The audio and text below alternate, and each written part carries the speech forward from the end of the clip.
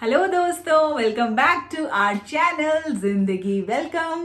मैं हूं डॉक्टर नेहा शर्मा और आज हम बात करने वाले हैं एक बहुत ही इंपॉर्टेंट टॉपिक के ऊपर। इतनी इंपॉर्टेंट चीज जो कि हम मदर्स के लिए तो बहुत इंपॉर्टेंट होती ही है, लेकिन साथ में बेबीज के लिए भी बहुत ज्यादा इंपॉर्टेंट होती है।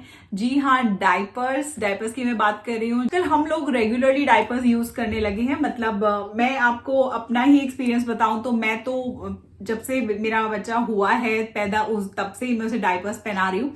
फर्स्ट 1 वीक मैंने नहीं पहनाया था उसको, उसके बाद से उसको डायपर्स पहनाना स्टार्ट कर दिया था। एंड टचवुड थैंकफुली अब तक इसे डायपर रैश या रेड लाइन या कोई एलर्जीज डायपर की वजह से ऐसी कोई भी शिकायत या दिक्कत मुझे नहीं आई। अगर आप रेगुलरली डायपर्स यूज करते हैं या फिर करना चाहते हैं, मैं अपनी एक्सपीरियंस से आपको बता रही हूँ कि कभी आपके बेबी को कोई रैशेज या एलर्जी नहीं होने वाली अगर आप इन टिप्स का ध्यान रखेंगे तो। So the number 1 tip is, diaper आप ले रहे हैं अच्छे ब्रांड का लीजिए, अच्छे क्वालिटी का लीजिए। स्टार्टिंग में ना, क्योंकि हमें बहुत डाउट्स होते हैं कि कौन सा डायपर अच्छा रहेगा। कुछ डायपर्स है जो काफी एक्सपेंसिव रेंज में आते हैं, कुछ जो लो रेंज में आते हैं, हमें फिर उनपे डाउट्स होता है क्या ये अच्छे रहेंगे, क्या हमारे बेबी को सूट करेंगे।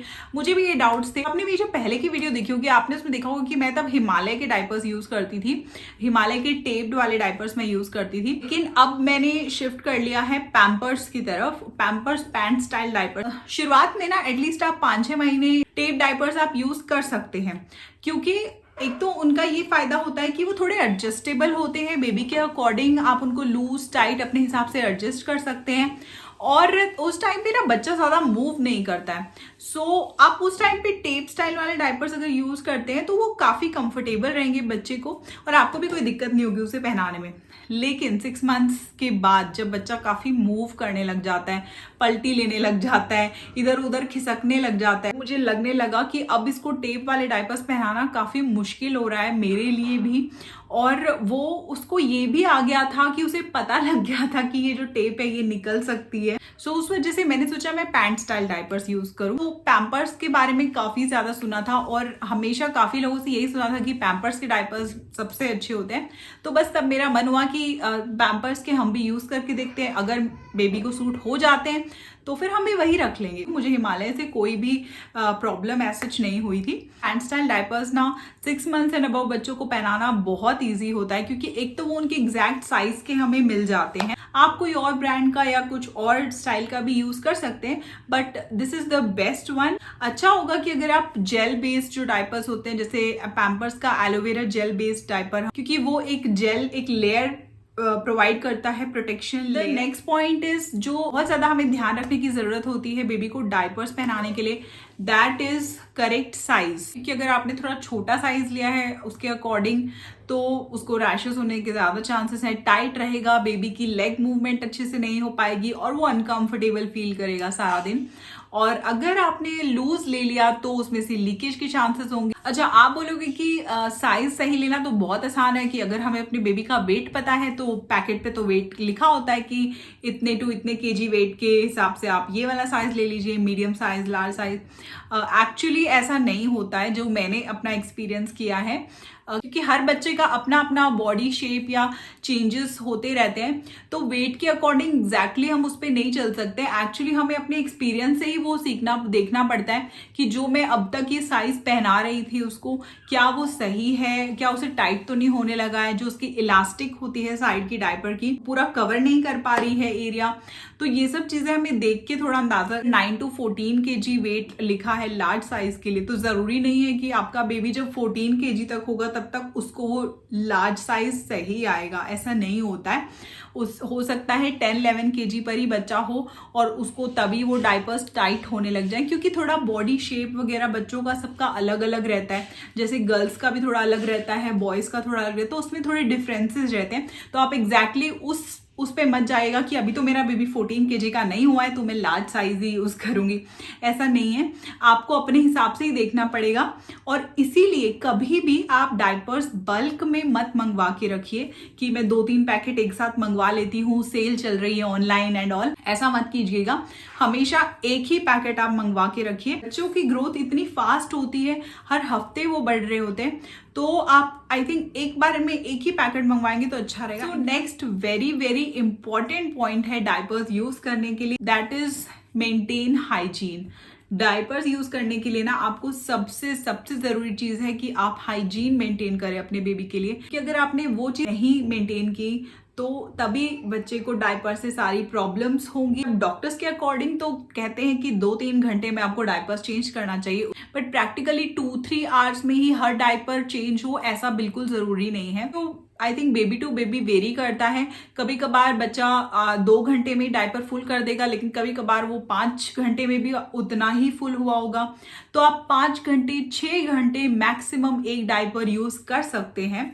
The next very important thing is diaper change करते टाइम आपको बेबी को डायपर फ्री टाइम जरूर देना है। डायपर फ्री टाइम बेबी के लिए बहुत इंपॉर्टेंट है अगर आप उसे रैशेस से, कुछ भी एलर्जी से बचाना चाहते हैं। तो कई बार लोग ऐसा करते हैं, ट्रैवल कर रहे हैं या कहीं बाहर है होटल वगैरह में कुछ भी, तो वो उसे फटाफट डायपर पहनाते रहते हैं। यू नो, कहीं घूमने फिरने जाना है तो एक डायपर निकाला और फटाफट से दूसरा पहना दिए। एटलीस्ट 15 to 20 मिनट्स मिनिमम आपको टाइम देना ही चाहिए बीच में। उससे ज्यादा देंगे तो और अच्छी बात है, लेकिन एटलीस्ट 15 to 20 मिनट्स आप उसको खुला रख दीजिए। तुरंत ही निकालते ही दूसरा डायपर उसको बिल्कुल मत पहनाइए। कॉटन के कुछ कपड़ा आप उसे पहना सकते हैं या क्लॉथ नैपी भी उस टाइम पे आप उसे पहना सकते हैं। एक और चीज का आपको बहुत ज्यादा ध्यान रखना है, वो है डायपर चेंज करके जब भी आप नेक्स्ट डायपर पहनाएंगे तो आपको बेबी का जेनाइटल एरिया अच्छी तरह से क्लीन करना है। चाहे आप वाइप से क्लीन करें, क्लीन क्लॉथ लेके आप पानी से भी उसको क्लीन कर सकते हैं। वो अगर आप कहीं ट्रैवलिंग में हैं, जैसे हम कहीं अगर बाहर जाते हैं तो मैं वाइप्स रखती हूँ, वाइप्स वहां काफी काम आ जाती है। तो उस टाइम के लिए ही मैं मेरे बेबी पे वाइप्स यूज करती हूँ। हमेशा एरिया को पूरा अच्छे से क्लीन कीजिए and let it air dry. उसको ड्राई होने दीजिए। ये नहीं कि आपने फटाफट से क्लीन कर दिया और फिर दूसरे सूखे कपड़े से फटाफट से साफ कर दिया और दूसरा डायपर पहना दिया। नहीं, एयर ड्राई उसे करने दीजिए। बेबी के जेनाइटल एरिया पे भी थोड़ी हवा लगनी चाहिए, खुली हवा बहुत ज्यादा जरूरी है। एक और इम्पॉर्टेंट चीज का आपको ध्यान रखना है, वो है अप्लाई डायपर रैश क्रीम और कोकोनट ऑयल रेगुलरली। अगर आप वो लगाते हैं तो रैशेस होने के चांसेस ऑलमोस्ट 0 हो जाते हैं। वो एक और प्रोटेक्टिव लेयर प्रोवाइड करती है बेबी की स्किन और डायपर के बीच में। इन्वेस्ट कर सकते हैं तो एक अच्छी डायपर रैश क्रीम पे जरूर इन्वेस्ट कीजिए, या फिर आप कोकोनट ऑयल भी यूज कर सकते हैं। अगर आप रैश क्रीम नहीं लेना चाहते हैं तो फिर आप एटलीस्ट उस एरिया पे कोकोनट ऑयल लगा दीजिए। ये बातें हो गई हाइजीन कैसे मेंटेन करनी है। अब एक लास्ट पॉइंट की भी हम फटाफट से बात कर लेते हैं, जो कि है अगर बच्चे को रैशेस हो जाए तो क्या करें। मान लो अगर आपने, ठीक है, आपसे इधर उधर कुछ गलती हो गई या फिर कहीं बाहर आप आए हैं और रैशेस उससे हो गए, डायपर फ्री टाइम नहीं दे पाए या कुछ भी रीजन की वजह से, पहली चीज आपको करनी है, उसको बिल्कुल भी डायपर नहीं पहनाना है। जब बच्चे को रैशेस हुए हैं तो ऐसा मत सोचना डायपर रैश क्रीम कोई लगा दी है और आप उसके ऊपर फिर से उसे डायपर पहना देंगे। नहीं, अगर बच्चे को रैशेस हो गए तो एटलीस्ट 3 से 4 दिन आपको उसे बिना डायपर के ही रखना है। बच्चे को बिल्कुल भी उसे डायपर मत पहनाइए जब तक रैशेस बिल्कुल अच्छे से ठीक नहीं हो जाते हैं। तो आप उन पे डायपर रैश क्रीम लगा सकते हैं, कोकोनट ऑयल लगा सकते हैं। कोकोनट ऑयल बहुत ही अच्छा रहता है, वहां पे काफी ठंडक प्रोवाइड करेगा रैशेस के ऊपर। तो सबसे पहली बात तो आपको यही ध्यान रखना है कि आपको उस एरिया को खुला छोड़ देना है, उसको एयर में ही रखना है। जो हवा लगती है ना स्किन पे, वही उसको एक्चुअली रैशेस को हील होने में हेल्प करती है। सो वो सबसे ज्यादा जरूरी है। तो ये होगी कुछ very very important tips diapers पहनाने के ऊपर। अगर हर रोज डायपर पहना रहे हैं तो आपको किन बातों का ध्यान रखना चाहिए। आई होप मैंने हर चीज को कवर कर लिया होगा। अगर कुछ मिस हो गया तो कमेंट से मुझे आप पूछ सकते हैं। Try to answer your queries.